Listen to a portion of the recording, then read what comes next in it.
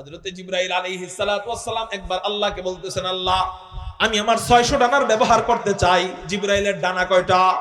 জোরে বলেন। 600 ডানা। জিবরাইলের ডানা কয়টা? ওনার সিদরাতুল মুনতাহা থেকে দুনিয়ায় আসতে কয়েকটা ডানা ব্যবহার করলেই হয়ে যায়। চাইলে 2টা ডানা, চাইলে 4টা ডানা, সর্বোচ্চ গেলে 10টা ডানা। এই 2-3টা ডানা দিয়েই উনি চলাফেরা করেন, ওনার বেশি ডানা লাগে না। কেন লাগে না?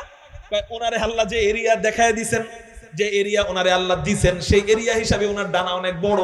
ওই 2-3টা ডানা দিয়েই ওনার এরিয়া শেষ হয়ে যায়।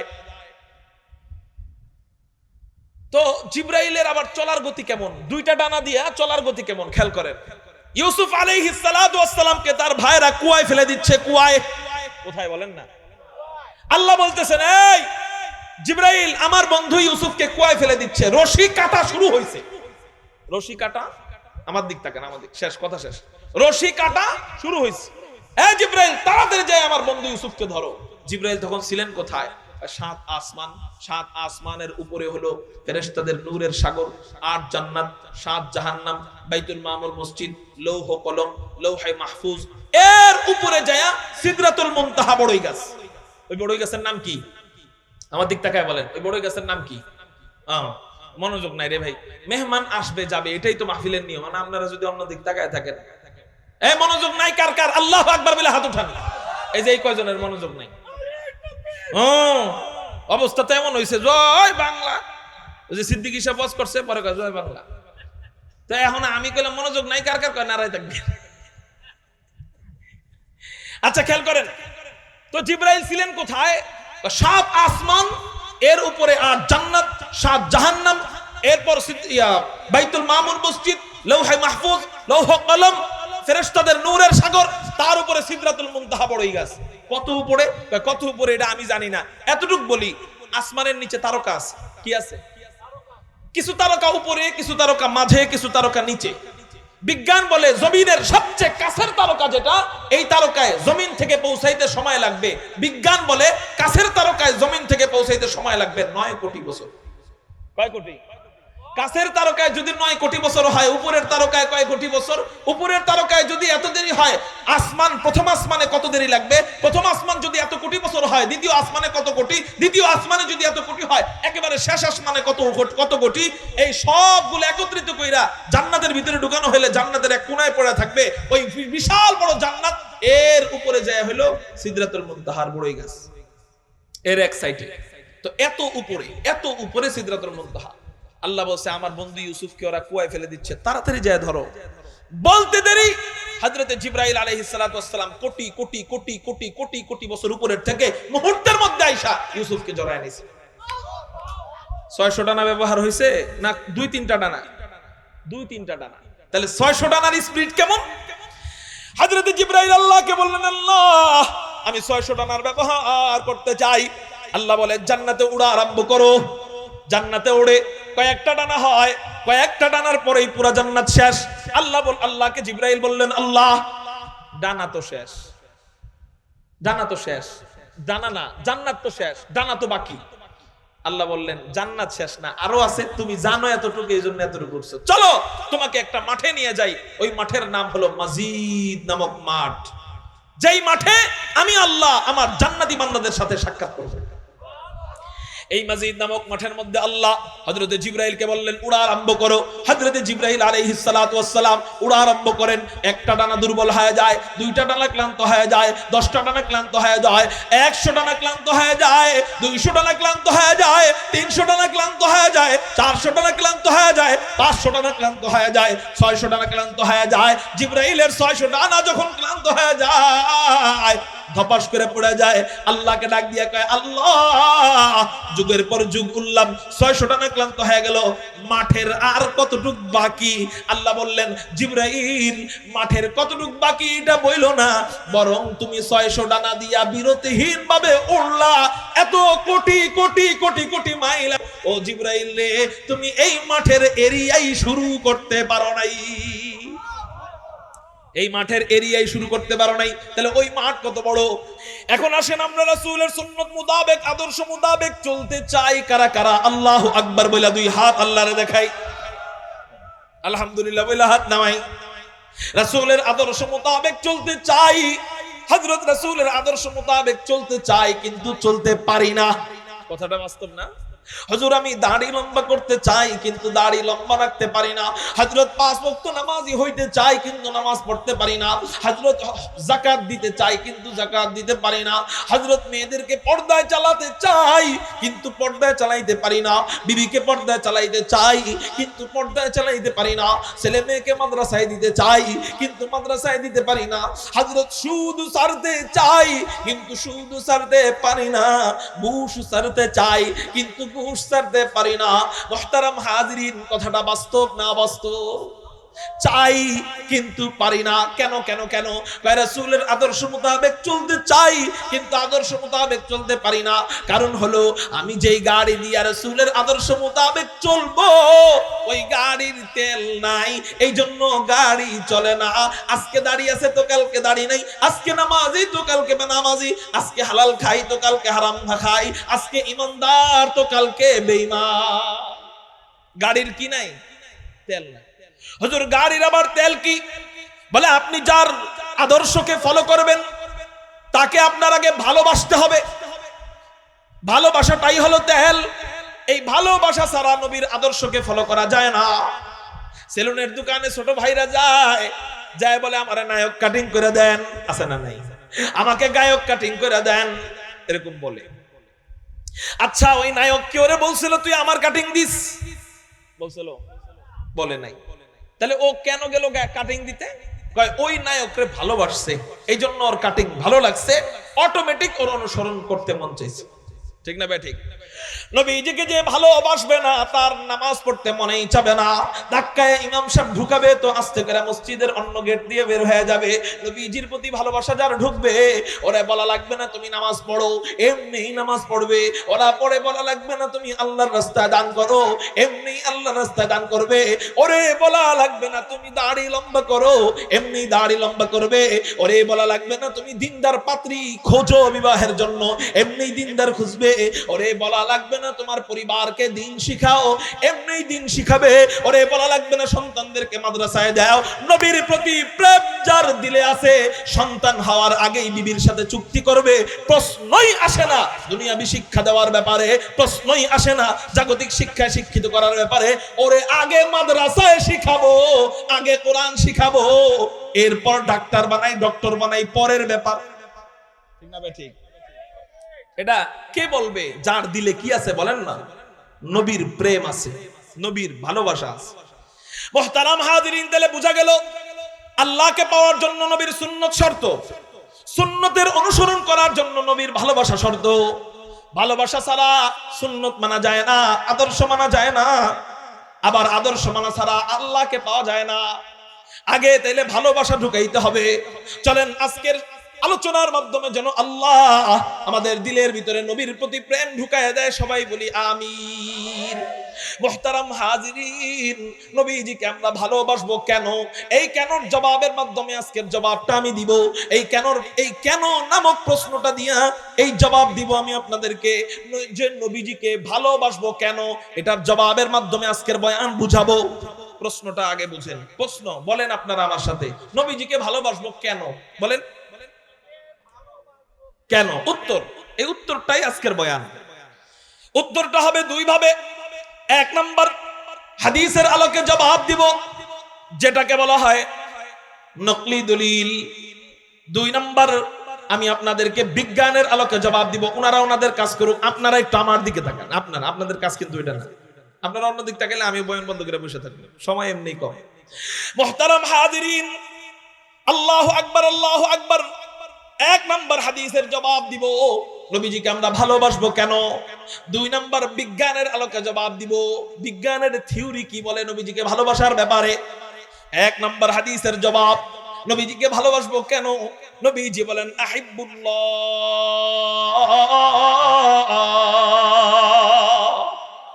আবার মরে গেছে, আরো জোরে আল্লাহু আকবার। নবীজি বলেন আহিব্বুল্লাহ, আহিব্বুল্লাহ লিমা ইয়াযুকুম মিন নি'মাহ ওয়া আহিব্বুনি লিহুব্বিল্লাহ ওয়া আহিব্বু আহলা বাইতি লিহুব্বি, কারো জবান যেন বন্ধ থাকে না, চিৎকার দিয়ে বলি না আল্লাহু আকবার। নবীজি বলেন 1 নাম্বার আহিব্বুল্লাহ, 1 নাম্বার মোহাব্বত করবা কাকে? জোরে বলেন 1 নাম্বার মোহাব্বত করব কাকে?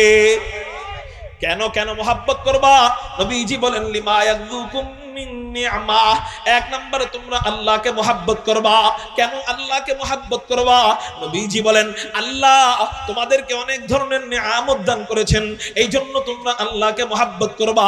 আপনারা আমাকে বলেন না আল্লাহ কি আমাদেরকে নিয়ামত দান করেন নাই? আসমান আল্লাহ আমার জন্য বানিয়েছেন, জমিন আল্লাহ আমার জন্য বানিয়েছেন। ও আমার বান্দারা, তোরা আমার সাথে নাফরমানি করতে পারিস, আমার আসমান তোর সাথে নাফরমানি করবে না। তোরা আমার সাথে নাফরমানি করতে পারিস, আমার জমিন তোর সাথে নাফরমানি করবে না। হ্যাঁ, এগুলা সব আমি আল্লাহ তোদের গোলামের জন্য বানাইলাম। আমি আল্লাহ আমার জন্য বানাই নাই।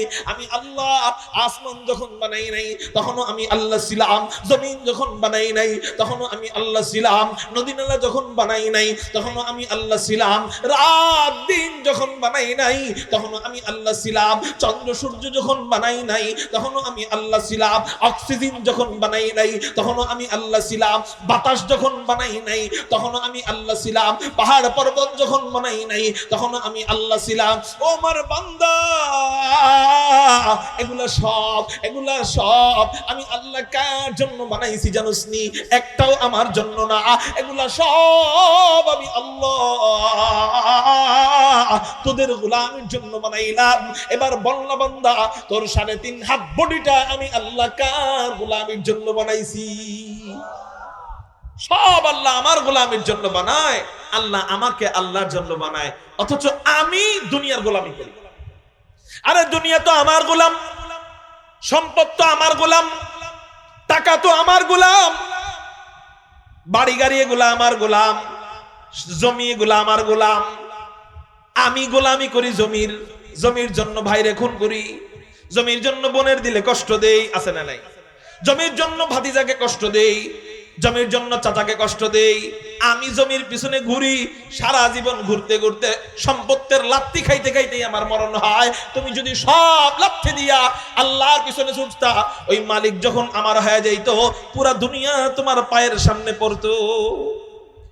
আমি আপনাকে কোরআন যদি থাকতো হাতে নিয়ে আপনাদেরকে দেখাইতাম, বলতাম হাতে নিয়ে, আপনি নবীজির পর থেকে নিয়ে এই পর্যন্ত যত বড় বড় আকাবিরদের জীবনী পড়বেন, সাহাবায়ে কেরামদের পর থেকে নিয়ে এই পর্যন্ত আজকে পর্যন্ত যত বড় বড় বুজুর্গদের জীবনী পড়বেন, যত বড় বড় আল্লাহওয়ালাদের জীবনী পড়বেন, এদের জীবনী পড়লে আপনি পাইবেন ওনারা আল্লাহর গোলাম ছিল, আল্লাহর পিছনে ছুটতো, দুনিয়া তার পায়ের সামনে যায় বসে থাকতো, হুজুর আপনাকে এই এই হাদিয়া দিতে চাই। ওনারা ওইটারে ভ্রুক্ষেপ করতো না, দামও দিত না, বরঞ্চ অনেক সময় এই হাদিয়া ফিরিয়ে দিত। আল্লামা নূর হোসেন কাসেমী রহমতুল্লাহ আলাইহি চিনেননি আপনারা? আল্লামা নূর হোসেন কাসেমী রহমতুল্লাহ আলাইহি চিনেন না? এটা আমাদের কপাল খারাপ। বাংলার মাদানী যাকে বলা হয়, বাংলার হুসাইন আহমদ মাদানী যাকে বলা হয়, উনি হলেন আল্লামা নূর হোসেন কাসেমী রহমতুল্লাহ আলাইহি। এই নূর হোসেন কাসেমী রহমতুল্লাহ আলাইহিকে হাসিনার আমলে বলা হয়েছিল আজকে একটা মিছিল হবে, সরকার বিরোধী মিছিল। এই মিছিলে শুধু আপনার মাদ্রাসা ছাত্রদেরকে যাইতে দিবেন না, অন্য মাদ্রাসা কিভাবে বন্ধ করা লাগে এটা আমি দেখব, শুধু আপনার মাদ্রাসা ছাত্র যাইতে দিবেন না। বিনিময়ে মাদ্রাসায় এমনি বলে নাই যে হুজুর আপনারে 15 কোটি টাকা দিব, এটা বললে তো ডাইরেক্ট ঘুষ না। হুজুর আপনার মাদ্রাসায় আমরা 15 কোটি টাকা অনুদান দিব, নেক্সট শুরুতে দোকা। হুজুর আপনার মাদ্রাসায় আমরা 15 কোটি টাকার অনুদান দিব। হযরতে বললেন ওই অনুদানটা আনো, আমি অনুদানের উপরে লাথি মারি, সরাও, আমার মাদ্রাসা ছাত্ররা যাবে। আমি নিয়ত করছিলাম আজকে ক্লাস করার কথা, কিন্তু তোমরা যখন এটা নিয়ে লোভ দেখাইতে আসছো, আর ক্লাস হবে না, সব ক্লাস বাদ, আজকে মিছিলে যাবে। আমাদের বড়রা, আমাদের বুজুর্গরা এমন ছিলেন, এই জন্য আল্লাহ তাদেরকে দুনিয়াতেও বাদশা বানায় রাখছে। বড় বড় নেতারা, বড় বড় হুমরা সুমরারা তাদের পায়ের সামনে যায় ছাত্রের মতো বসে থাকে, ঠিক না ভাই? ঠিক। কেন? সে দুনিয়ার মালিক আল্লাহরে পাইছে, মালিকরে যখন পায়ে যায় অটো দুনিয়া তার। একটা ঘটনা অনেকে জানেন, এক বাদশা কালো গোলামকে অনেক মহব্বত করত, অনেক মহব্বত করত। তো বাকি গোলামরা অভিযোগ করছে, বাদশা নামদার আপনার খেদমত কি আমরা কোন দিক দিয়ে কম করি? আপনার সব দিক আমরা দেখি। তা আপনি ওরে বেশি মোহাব্বত করেন, আমাদেরকে কম মোহাব্বত করেন, কারণ কি?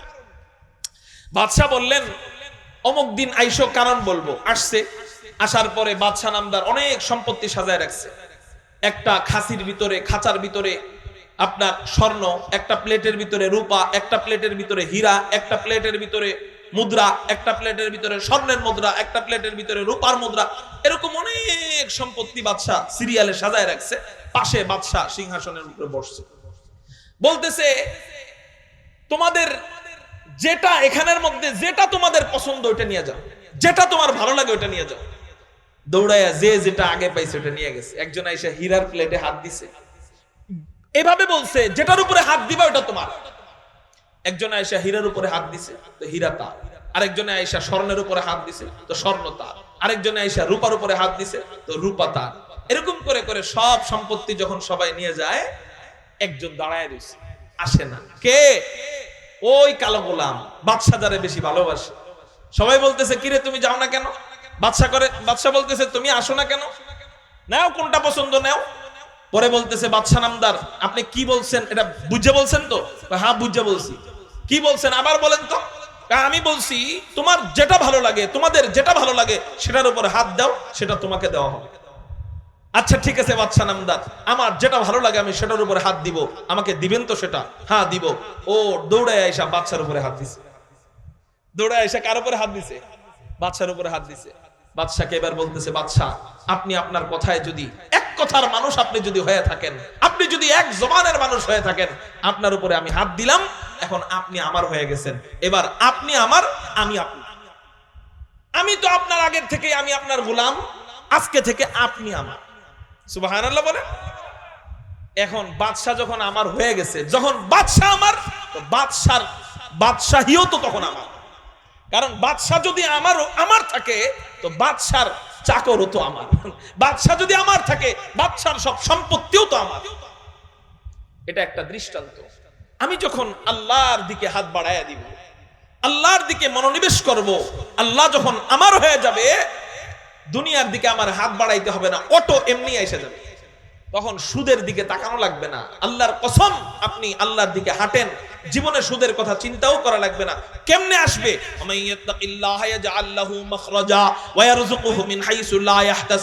আল্লাহ বলেন আমাকে যারা ভয় করবে, গুনাহ থেকে যারা দূরে থাকবে, আমি আল্লাহ তাদের জন্য রিজিকের রাস্তা খুলে দিব। কোন জায়গা থেকে রিজিক আসবে সে কল্পনা করতে পারবে না। সে ভাবে আমার বেতন তো 25,000 টাকা, আমার বেতন তো 30,000, কিন্তু আরো 10,000 টাকা শর্ট, এটা কোত্থেকে আসবে? আল্লাহ কয় হ্যাঁ, কোত্থেকে আসবে এটা তুই জানোস না, ওই জায়গা থেকে আমি আল্লাহ বাকিটা পূরণ করে দেব। কাকে ভয় করলে? আর আমাদের অবস্থা কি? বেতন তো 30,000, 10,000 টাকা আরো লাগে, অতএব এই 10,000 টাকা সুদি কারবার করা ছাড়া পাবো না। ঠিক? তো আল্লাহ কয় আমার বান্দা আমার উপর যেমন ধারণা করে, আমার বান্দাকে আমি ওইভাবেই চালাই, তো ওই বান্দার সুদ খেয়েই মরতে হয়। আল্লাহ আমাদেরকে আল্লাহর গোলাম হওয়ার তৌফিক দান করে। তাহলে 1 নাম্বার মোহাব্বত করব কাকে? আল্লাহকে। 2 নাম্বার নবীজি বলেন, 2 নাম্বার তোমরা কাকে মোহাব্বত করবা? নবীজি বলেন ওয়া আহিব্বুনি লিহুব্বিল্লাহ। আবার মরে গেছে, আরো জোরে আল্লাহু আকবার। নবীজি বলেন 2 নাম্বার তোমরা মোহাব্বত করবা আমি নবীকে। কেন আমাকে মোহাব্বত করবা? নবীজি বলেন লিহুব্বিল্লাহ। আল্লাহকে তোমরা ভালোবাসছিলা, এই আল্লাহর জন্য 2 নাম্বার আমি নবীকে ভালোবাসবা। চিৎকার দিয়া বলেন সুবহানাল্লাহ। তাহলে নবীজিকে ভালোবাসবো কার জন্য? এখন প্রশ্নটা করি, নবীজিকে ভালোবাসবো কেন? উত্তর দেন। কার জন্য? এটা হলো হাদিসের জবাব। এবার আসেন বিজ্ঞানের থিওরি কি বলে। কারণ নাস্তিকরা তো হাদিস মানবে না, ঠিক না? হাদিস মানলে তো আর নাস্তিকই থাকতো না। নাস্তিকরা হাদিস মানবে না, ওরা যুক্তি মানবে। এই জন্য চলেন যুক্তির আলোকে বলি, নবীজিকে যুক্তির আলোকে কেন ভালোবাসবো, বিজ্ঞানের আলোকে কেন ভালোবাসবো? যে সমস্ত বৈজ্ঞানিকরা মানুষের মন নিয়ে গবেষণা করেন, মানুষের দিল নিয়ে গবেষণা করেন, এই সমস্ত বৈজ্ঞানিকরা বলেন একজন মানুষ আরেকজন মানুষকে 4 কারণে মহব্বত করে। চিৎকার দিয়ে বলেন না, একজন মানুষ আরেকজন মানুষকে কয় কারণে ভালোবাসে? 4 কারণ। এতদিন শুনছেন নামাজ ভাঙার কারণ কয়টা, এতদিন শুনছেন রোজা ভাঙার কারণ কয়টা, এতদিন শুনছেন ওযু ভাঙার কারণ কয়টা, আজকে শুনবেন ভালোবাসার কারণ 4টা। জোরে বলেন কয়টা? কি কি? 1 নাম্বার জামাল। ভালোবাসার 1 নাম্বার কারণ হলো সৌন্দর্য। একজন মানুষ আর একজন মানুষের প্রেমে পড়ে সৌন্দর্য দেখা, এতটাই প্রেমে পড়ে, এই 1 নাম্বার কারণ পাইছে জামাল, সৌন্দর্য। এই সৌন্দর্যের কারণে এতটাই প্রেমে পড়ে, এতটাই মোহাব্বত করে যে এই ভালোবাসার, এই মোহাব্বতের কোনো সীমারেখা নাই। প্রয়োজনে ওই প্রেমিকার জন্য জীবন পর্যন্ত দিয়ে দেয়, আছে না নাই? আত্মহত্যা করে। ভালোবাসার 2 নাম্বার কারণ হলো কামাল, যোগ্যতা বা পূর্ণতা। একজন মানুষ আর একজন মানুষকে যোগ্যতার কারণে মোহাব্বত করে, ওখানে সৌন্দর্যের দরকার নাই, মানুষটা বড় যোগ্যতাবান, এই জন্য মানুষ তাকে ভালোবাসে। যেমন জাতীয় মসজিদ বাইতুল মুকাররমের খতিব আল্লামা আব্দুল মালিক হাফিজাহুল্লাহ, দেখতে শুনতে সুঠাম দেহের অধিকারী না হলেও মানুষ তাকে জীবন দিয়ে মোহাব্বত করে। কেন? বলে ব্যক্তিটার যোগ্যতা, ইলমি যোগ্যতা, আমলি যোগ্যতা, আখলাকি যোগ্যতা সব দিক দিয়ে বেশি। ঠিক না ভাই? ঠিক। তো যোগ্যতা ভালো হওয়ার কারণে মানুষ জীবনের চেয়ে বেশি মোহাব্বত করে। 3 নাম্বার কারণ হলো ইহসান, ব্যক্তিটা বড় সমাজ সেবক, ব্যক্তিটা বড় দয়ালু, এই জন্য মানুষ তাকে মোহাব্বত করে। 4 নাম্বার কারণ হলো করাবাত, আত্মীয়তা। একজন মানুষ আর একজন মানুষকে আত্মীয়তার কারণে মোহাব্বত করে। আগে স্বামী বিবিরে চিনতো না, বিবি স্বামীরে চিনতো না, কিন্তু বিয়ে হয়ে যাওয়ার পর এখন স্বামী বিবির জন্য জীবন দেয়, বিবি স্বামীর জন্য জীবন দেয়, একজন আর একজনকে জীবন দিয়ে মোহাব্বত করে, আছে না নাই? আচ্ছা, ভালোবাসার 4 কারণের কয়টা করে কারণ পাইছে? জোরে বলেন, কয়টা করে পাইছে? 1টা করে। কয়টা করে? 1টার জন্য জীবন দিলা, 1টার জন্য জীবন দিয়ে ভালোবাসে। আল্লাহ যদি কাউকে 1টা নয়, 2টা নয়, 4টা কারণ একসাথে দান করেন, তাকে জীবন দিয়ে মোহাব্বত করার দরকার আছে না নাই? হযরত আল্লাহ কি কাউকে 4টা কারণ একসাথে দান করেছেন কিনা? আমি বলবো হ্যাঁ, দান করেছেন। কই তিনি কে? তিনি হলেন হাদি কুল, তিনি ফখরে রাসূল, তিনি ইমামুল আম্বিয়া, তিনি সাইয়্যিদুল আম্বিয়া, তিনি সাইয়্যিদুল খালায়েক, তিনি আহমদ মুজতাবা, তিনি মুহাম্মাদুর রাসূলুল্লাহ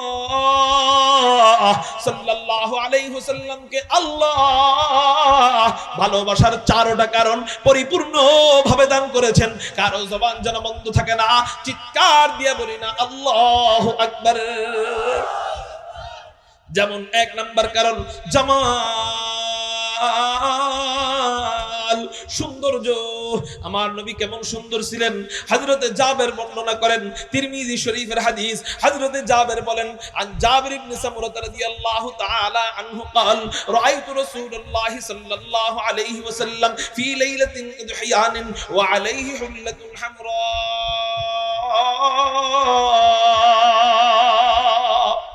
হযরতে জাবের বলেন, আমি হুজুর আকরাম সাল্লাল্লাহু আলাইহি ওয়াসাল্লামকে এক চন্দ্রোজ্জ্বল রজনীতে, এক চাঁদের রজনীতে আমি নবীজিকে দেখতে পাইলাম লাল ডোরাকাটা কাপড় পরিহিত অবস্থায়। হযরতে জাবের বলেন, আমার দিলের ভিতরে সব সময় জাগ্রত হইতো যে আসমানের পূর্ণিমার চাঁদ বেশি সুন্দর না জমিনের পূর্ণিমার চাঁদ মুহাম্মদুর রাসূলুল্লাহ সাল্লাল্লাহু আলাইহি ওয়াসাল্লাম বেশি সুন্দর। আমার দিলে এই প্রশ্ন জাগ্রত হইতো, 2টার মধ্যে বেশি সুন্দর কোনটা? কিন্তু আমি মিলাইতে পারতাম না। কেন কেন কেন? আসমানের পূর্ণিমার চাঁদ যখন পাই, নবীজিকে তখন পাই না, আবার নবীজিকে যখন পাই, আসমানের চাঁদ পাই না। আলহামদুলিল্লাহ,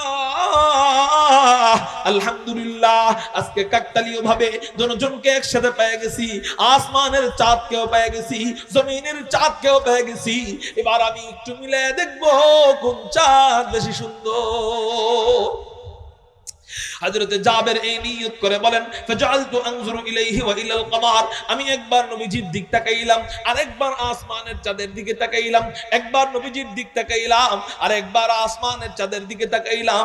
বারংবার এমন করার পর আমার দিল সাক্ষী দিতে বাধ্য হলো, ফালাহুয়া ইনদি আহসানু মিনাল কমার, আসমানের পূর্ণিমার চাঁদের চেয়েও, আসমানের পূর্ণিমার চাঁদের চেয়েও হুজুর আকরাম সাল্লাল্লাহু আলাইহি ওয়াসাল্লামের চেহারা মুবারক কোটি কোটি কোটি কোটি গুণ বেশি সুন্দর। কারো জবান যেন বন্ধ থাকে না, চিৎকার দিয়ে বলি না আল্লাহু আকবার। এই হলো আমার নবীজির চেহারা, এই হলো আমার নবীজির চেহারা। এই জন্যই তো নবীজির বিবি হযরত আয়েশা রাদিয়াল্লাহু তাআলা আনহাকে রমণীরা জিজ্ঞাসা করেন, ওগো আম্মা জান আয়েশা, বলো তো দেখি হযরত ইউসুফ বেশি সুন্দর না তোমার স্বামী মুহাম্মদ বেশি সুন্দর? প্রশ্নটা সহজ না কঠিন? কঠিন। আমি আপনি হইলে একটা জবাব দিলেই শর্ত, আমি আপনি হইলে একটা জবাব দিলেই হয়, আমার নবী বেশি সুন্দর, তো অসুবিধা কি? কিন্তু হযরতে আয়েশা রাদিয়াল্লাহু তাআলা আনহা যাই জবাব দিবেন তাতেই সমস্যা, ইশকাল আইসা যায়। উনি যদি বলেন আমার স্বামী মুহাম্মদ বেশি সুন্দর, মানুষ বলবে দেখছো নিজের স্বামী কালো হইলেও তো ভালো, এই জন্য সুন্দর কইছে। আর যদি বলতেন আমি আমার স্বামীর চেয়ে হযরত ইউসুফ বেশি সুন্দর, মানুষ বলতো দেখছো নিজের স্বামীর রাইখা আরেকবার আরে সুন্দর কয়, এই জন্য ডানে গেলেও বিপদ বামে গেলেও বিপদ। হযরত আয়েশা হিকমতের জবাব দিলেন। আল্লাহ বলেন ওয়াল কুরআনিল হাকীম,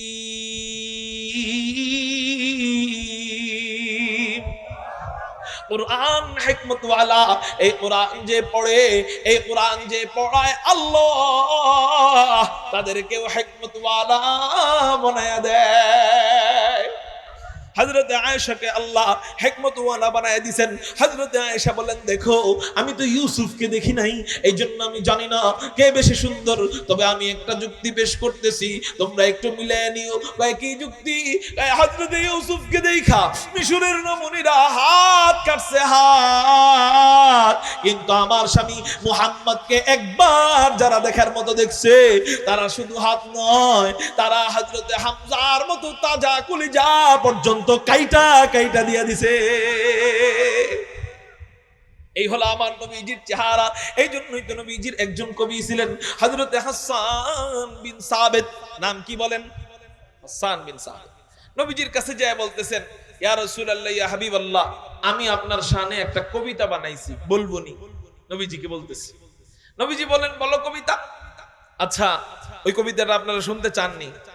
শুনতে চাইলে ওই কণ্ঠ তো আমার নাই, হাসান বিন সাবিতের কণ্ঠের মতো কণ্ঠ আছে? ওই রুহানিয়ত তো আমার নাই, ওই যোগ্যতা আমার নাই। সাহাবায়ে কেরাম যেই রাস্তা দিয়ে চলছেন, ওই রাস্তার ঘোড়ার পায়ের খুরের নিচে যে ধুলা, ওই ধুলা যদি এক পাল্লায় রাখা হয়, আর কোটি কোটি আব্দুল কাদের জিলানীকে এক পাল্লায় রাখা হইলেও ওই ধুলা কোটি কোটি আব্দুল কাদের জিলানীর চেয়ে বেশি দামি। ঠিক না ভাই? ঠিক। তো ওই কণ্ঠ, ওই রুহানিয়াত আমাদের কারো ভিতরেই নাই। তারপরেও নবীজি শুনছেন এই কবিতা, তাহলে কবিতা কত দামি।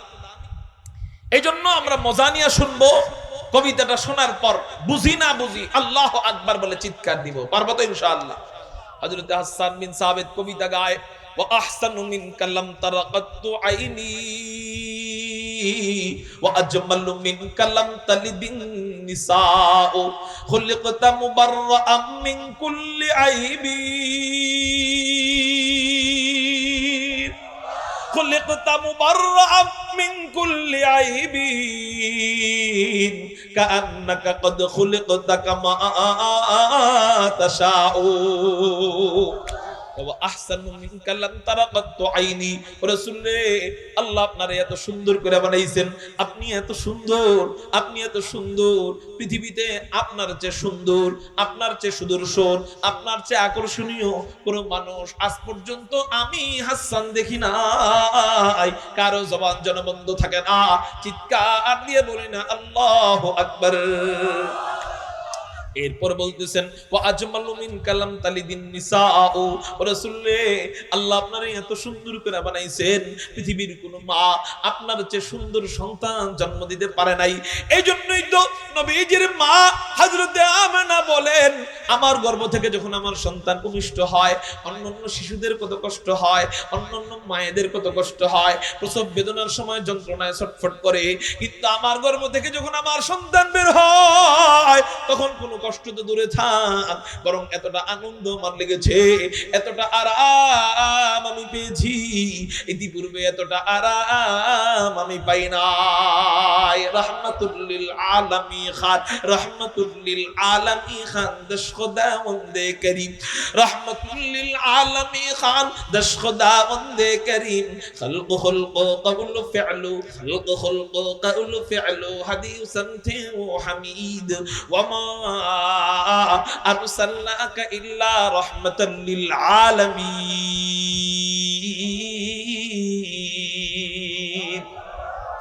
যেই নবী ছোট বাচ্চার জন্য রহমত, যেই নবী কিশোরের জন্য রহমত, যেই নবী বালকের জন্য রহমত, যেই নবী যুবকের জন্য রহমত, যেই নবী বুড়ার জন্য রহমত, যেই নবী পুরুষের জন্য রহমত, যেই নবী নারীর জন্য রহমত, যেই নবী মুসলমানের জন্য রহমত, যেই নবী কাফেরের জন্য রহমত, সেই নবী আবার আপন মারে কেমনে প্রসব বেদনার সময় কষ্ট দিবে? ঠিক না ঠিক? হযরত আমেনা বলেন আমার কোনো কষ্ট হয় নাই, শুধু তাই না, শুধু তাই না, অন্য শিশুরা মায়ের পেট থেকে বের হয়, ময়লা আবর্জনা নিয়ে বের হয়, কিন্তু আমার শিশুকে আল্লাহ পেটের মধ্যেই জান্নাতি পানি দিয়ে গোসল করাইয়া দেয়। শুধু তাই না, শুধু তাই না, অন্য শিশুরা মায়ের পেট থেকে বের হয়, দুর্গন্ধ নিয়ে বের হয়, কিন্তু আমার শিশুকে আল্লাহ জান্নাতি জান্নাতি আতর মাইখা বের করেন। শুধু তাই না, শুধু তাই না, অন্য শিশুরা মুসলমানি ছাড়া অবস্থায় বের হয়, আমার শিশুকে আল্লাহ পেটের মধ্যে মুসলমানি করায়া বের করছেন। শুধু তাই না, শুধু তাই না, হযরত আমেনা বলেন অন্য শিশুরা বের হয় সোজা অবস্থায়, আমার শিশুকে আল্লাহ বের করছেন সিজদা অবস্থায়। এবার হযরত আমেনা বলেন আমি দেখতে চাইলাম আমার সন্তানটা কেমন হইল, তাকানোর পর দেখলাম আমার শিশুর চুলের আগা থেকে নিয়ে পায়ের তলা পর্যন্ত আপাত মস্তক মুহাম্মদের নূরে চমকাইতেছে। মুহাম্মদের নূরে মানে মুহাম্মদ শব্দের অর্থ হলো প্রশংসিত। হযরতে আমেনা বলেন আমি আমার শিশুর যেই দিকটা তাকাইলাম ওই দিকটা মুহাম্মদ, আমি আমার শিশুর চেহারার দিক তাকাইলাম, চেহারাটা মুহাম্মদ, ঠোঁটের দিক তাকাইলাম, ঠোঁটটা মুহাম্মদ, থুতনির দিক তাকাইলাম, থুতনিটা মুহাম্মদ, নাকের দিক তাকাইলাম, নাকটাও মুহাম্মদ, কানের দিক তাকাইলাম, কানটাও মুহাম্মদ, গালের দিক তাকাইলাম, গালটাও মুহাম্মদ, চোখের দিকে তাকাইলাম, চোখটাও মুহাম্মদ, কপালের দিক তাকাইলাম, কপালটাও মুহাম্মদ, হাসির দিক তাকাইলাম, হাসিটাও মুহাম্মদ, মাথার দিক তাকাইলাম, মাথাটাও মুহাম্মদ, চুলের দিক তাকাইলাম, চুলটাও মুহাম্মদ, গলার দিক তাকাইলাম, গলাটাও মুহাম্মদ, সিনার দিক তাকাইলাম, সিনাটাও মুহাম্মদ, পেটের দিক তাকাইলাম, পেটটাও মুহাম্মদ, পুরুর দিক তাকাইলাম, পুরুটাও মুহাম্মদ, হাত পায়ের দিক তাকাইলাম, হাত পাটাও মুহাম্মদ। হযরতে আমেনা আল্লাহকে ডাক দিয়ে বলেন আল্লাহ এমন কি শিশু তুমি আমাকে দান করলা যেই শিশুর সব কিছু মুহাম্মদ, এমন দামি শিশু, এমন হাই কোয়ালিটি শিশুর নাম আমি কি রাখতে পারি? আল্লাহ হযরতে আমেনার অন্তরে ঢাইলা দিলেন ও আমেনা রে, যেই শিশুর সব কিছু মুহাম্মদ, এমন দামি শিশুর নাম আর মুহাম্মদ বাদে রাখবা কেন? এক কাজ করো না, ওর নামটাও রাইখা দাও মুহাম্মদ। মুহাম্মাদের নাম জপেছিলিস বুলবুলি তুই আগে,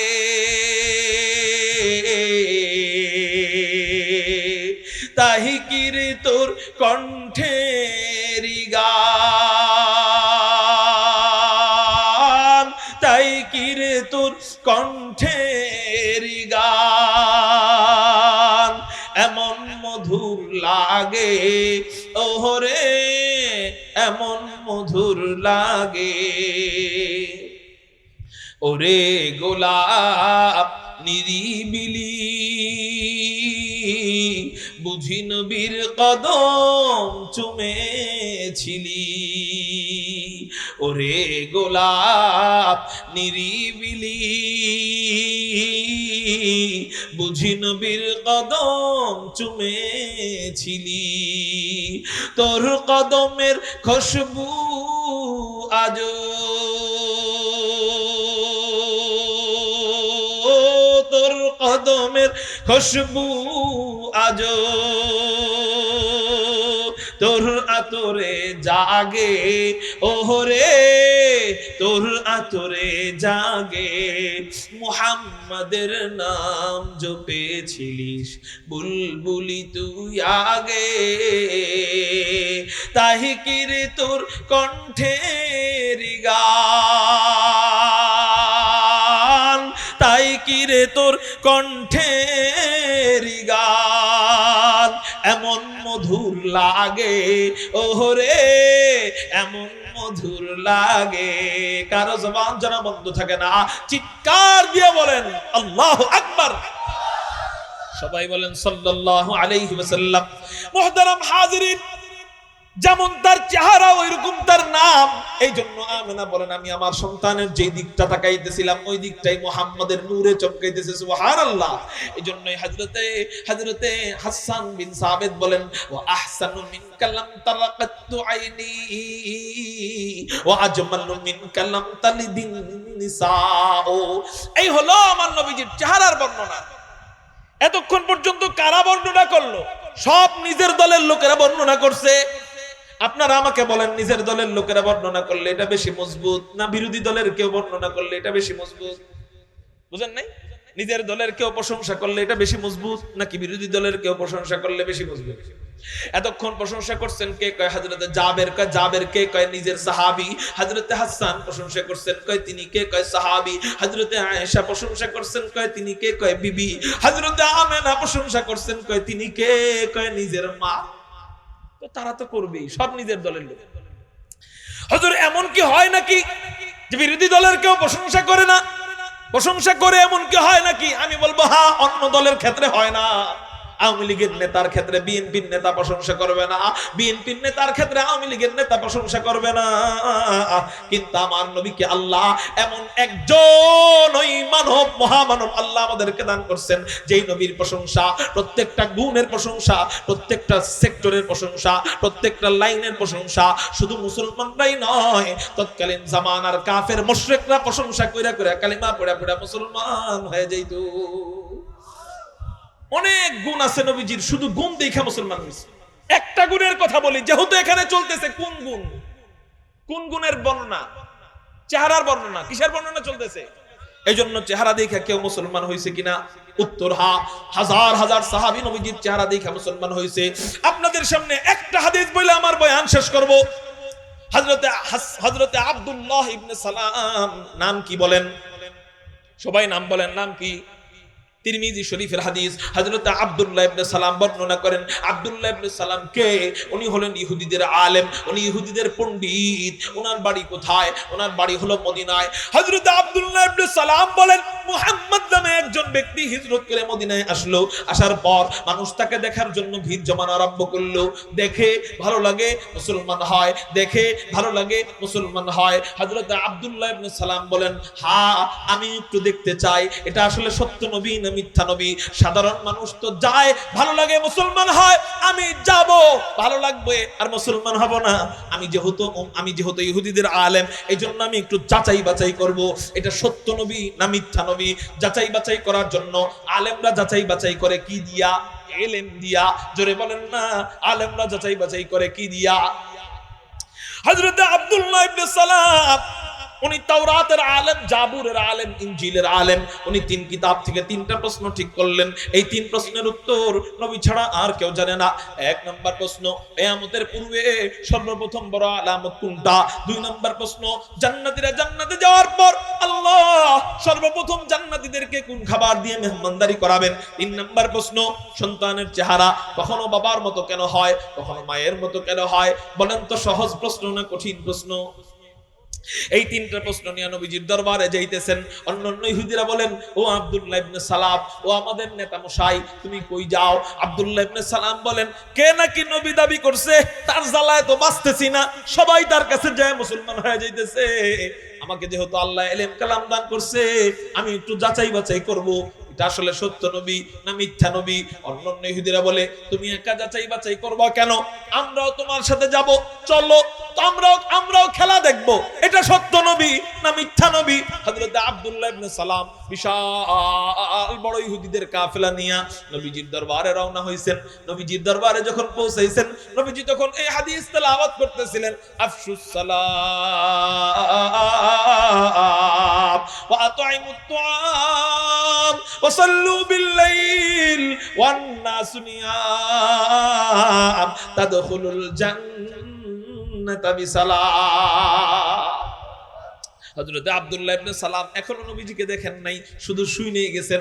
আর ওনার প্রতিজ্ঞা হলো যে আমি দেখা মুসলমান হব না, আমি আগে যাচাই বাছাই করব, 3 প্রশ্ন যদি পারে তাহলে ভেবে দেখব যেটা সত্য নবী কিনা। এই নিয়ত করে আব্দুল্লাহ ইবনে সালাম নবীজির মসজিদে নববীতে প্রবেশ করতেছেন। নবীজি সাহাবায়ে কেরামদেরকে এইভাবে সামনে রেখে মিম্বরে বসে বসে বয়ান করতেছিলেন। যেই মাত্র নবীজির চেহারা মুবারকের উপর আব্দুল্লাহ ইবনে সালামের নজরটা পড়ছে, আব্দুল্লাহ ইবনে সালাম 100 কিলোমিটার গতির গাড়ি হার্ট ব্রেক করলে যেমন হয়, আব্দুল্লাহ ইবনে সালাম নবীজিকে দেখা মাত্র হার্ট ব্রেক খায়া দাঁড়ায় গেছে। অন্য ইহুদিরা বলে, ও আব্দুল্লাহ ইবনে সালাম, যাও না কেন, প্রশ্ন করো না কেন, আটকাও না কেন, তুমি দাঁড়ায় গেলা কেন, যাও। আব্দুল্লাহ ইবনে সালাম বলেন, ও মিয়ারে, প্রশ্ন করব কি, আটকাবো কি, যাচাই বাছাই করব কি, আমি তো এর চেহারা দেখে নিজেই আটকায় গেছি। কেন কেন কেন কেন? এত সুন্দর চেহারাওয়ালা ব্যক্তি, লাইসা বিওয়াজহিন কাযাব, এত চমৎকার চেহারাওয়ালা ব্যক্তি কখনো মিথ্যা নবী হইতে পারে না। খতমুর রাসূল নজম সুবুল সুবহ হিদায়াত হাক্কা কে নজিরি তুল হক বশিরি, আয় খতমে রাসূল উম্মত তু খৈর উম্মত, আয় খতমে রাসূল উম্মত তু খৈর উম্মত, जो समरे के आयत हम दर फसले अखीरी, जो समरे के आयत हम दर फसले अखीरी। মানুষ মানুষকে 4 কারণে mohabbat করে, এর মধ্যে 1 নাম্বার হলো সৌন্দর্য। আল্লাহ আমাদের নবীজিকে এতটাই সৌন্দর্য দান করছেন যে শুধু নিজের দলের লোকেরাই নয়, বরং মুশরিকদের লিডাররা নবীজির চেহারা দেখে বলতো, রাসূল আমারে তাড়াতাড়ি কালেমা পড়া মুসলমান বানায় দে। পোড়া কপাল উম্মত সে যে এই নবীর এমন সুন্দর চেহারাওয়ালা নবীর সাথে জান্নাত পাবে না। পোড়া কপাল সে। এত সুন্দর চেহারাওয়ালা নবীর উম্মত হয়া ওই নবীর পাশে যদি জান্নাত পাইতাম, তাহলে জান্নাত যদি আল্লাহ নাও দিত, এমন চেহারার পাশে সারা জীবন থাকলেও খুশি। ঠিক না ভাই? ঠিক। এমন চেহারার পাশে সারা জীবন থাকলেও খুশি। এই চেহারাওয়ালা নবীর উম্মত হয়া আমরা জাহান্নামে যাবো, এটা মানা যায়? নবীজির চেহারা দুনিয়াতে তো এই, আর জান্নাতে কেমন সুন্দর হবে। আল্লাহু আকবার, আল্লাহু আকবার। জান্নাতে কেমন সুন্দর হবে বলবো নি আপনাদেরকে। আল্লাহ জান্নাতে এই মাঠের মধ্যে বিশাল বড় এক মাহফিলের ব্যবস্থা করবেন। ওই মাহফিলের মধ্যে বসে থাকবে 1.25 লক্ষ পয়গম্বর। ওই মাহফিলে আমরা শ্রোতা হিসাবে বসে থাকবো। আমাদেরকে আল্লাহ বসাবেন কোথায়? ইন্নাল মুত্তাকিনা ফি জান্নাতি ওয়া নাহার ফি মাকআদি সিদকিন ইনদা মালিকিন মুকতাদির। আল্লাহ আমাদেরকে যে আসন দান করবেন, এই আসনের নাম হলো মাকআদে সিদক। আমাদের ডাইনে হুররা থাকবে, বামে হুররা থাকবে, পিছনে হুররা থাকবে। ওয়া ইয়াতুফু আলাইহিম বিলদানুম মুখাল্লাদুন ইযা রাআইতাহুম হাসিবতাহুম লুলুআম মানসুরা। আমাদের ডানে বামে সামনে পিছনে ছোট ছোট গিলমানরা দৌড়াদৌড়ি করবে, যাদের চেহারার দিক তাকাইলে মনে হবে ছড়ানো ছিটানো মনি মুক্তা। এরকম কইরা আমরা মাঠের মধ্যে বসে থাকবো। এই মাঠের স্টেজ কত বড় হবে? এই মাঠের স্টেজে বসা থাকবে 1.25 লক্ষ পয়গম্বর। ওই মাঠের মধ্যে 2টা চেয়ার হবে, ডানে একটা চেয়ার, বামে একটা চেয়ার। ওই ডানের চেয়ার কত বড় হবে, কত বড় হবে, কত বড় হবে একমাত্র ভালো জানেন আল্লাহ। ওই ডানের চেয়ারে বসে থাকবে লা ইলাহা ইল্লাল্লাহ, বামের চেয়ারে বসে থাকবে মুহাম্মাদুর রাসূলুল্লাহ। চিৎকার দিয়া বলেন সাল্লাল্লাহু আলাইহি ওয়াসাল্লাম।